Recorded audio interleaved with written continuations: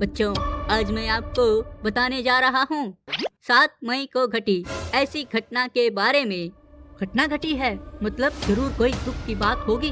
दुख की बात तो है लेकिन हमारे लिए नहीं, पड़ोसी मुल्क के लिए।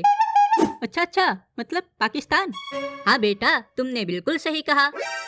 अगर घटना पाकिस्तान में घटी तो उसके लिए हमें दुखी होने की क्या जरूरत है सर? पहलगाम में जो हुआ उसकी तो निंदा नहीं की पाकिस्तान ने, तो उनके लिए हम फिक्र क्यों करें? बेटा जाकिर, यही तो मैं तुम सबको बताने जा रहा हूँ। पहलगाम में आतंकियों ने जो किया, उस घटना से पूरा देश दुखी हुआ था। लेकिन सर, अपने देश ने उनके खिलाफ कोई एक्शन क्यों नहीं लिया?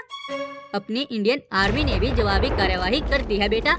अच्छा सर? हाँ बेटा जाकिर, हमारी भारतीय सेना ने जो एक्शन लिया है ना, उसे सुनकर तुम सबको गर्व महसूस होगा। हाँ सर, बिल्कुल बताइए। आपने इंडियन आर्मी का नाम लिया है तो अवश्य ही कोई बहुत ही जोरदार कार्रवाई की होगी आतंकियों के खिलाफ। पहलगाम हमले के केवल 15 दिन बाद ही अपनी भारतीय सेना ने 7 मई को पाकिस्तान के अंदर घुसकर 9 आतंकी ठिकानों पर एयर स्ट्राइक की। लगभग 70 से अधिक आतंकी इस एयर स्ट्राइक में मारे गए हैं। अरे वाह, ये तो बहुत अच्छी खबर है। ये तो हम सबके लिए बहुत ही प्राउड मोमेंट है। आतंकियों को उन्हीं के घर में घुस के मारा। उन्होंने हमारे देश की महिलाओं के सिंदूर को मिटाने की हिम्मत की, तो हमारे देश की 2 महान बेटियां सोफिया कुरैशी और व्योमिका सिंह ने ऑपरेशन सिंदूर की सफलता को देशवासियों के सामने पेश किया। पहलगाम हमले का बदला आखिरकार ले ही लिया।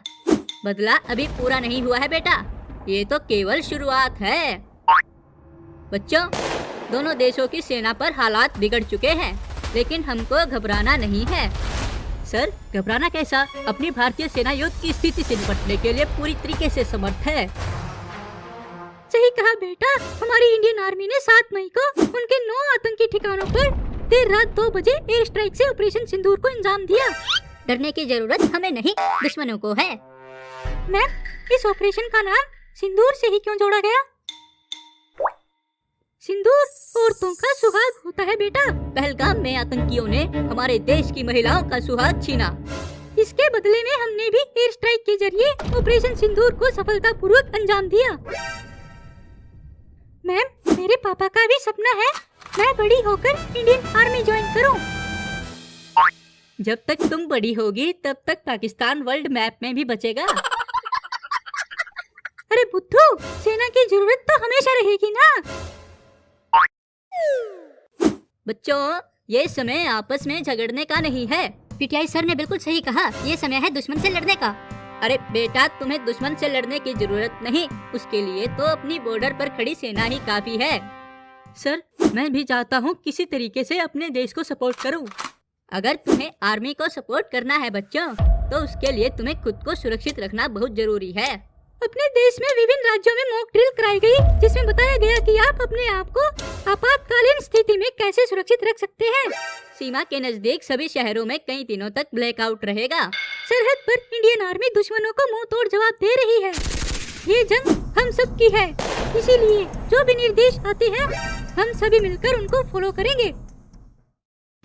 भारत और पाकिस्तान के बीच समझौता हो गया। क्या बात कर रहे हो ड्राइवर? अभी मैंने खबर पढ़ी है, भारत और पाकिस्तान का युद्ध अब रुक चुका है। मतलब जंग अब रुक चुकी है? ये कब हुआ? सुबह तक तो पाकिस्तान लोन की भीख मांग रहा था।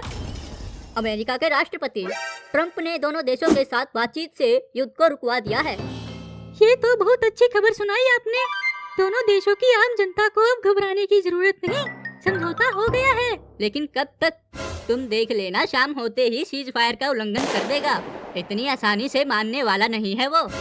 अभी के लिए तो युद्ध रुक गया है, आगे क्या होगा वो मुझे मालूम नहीं।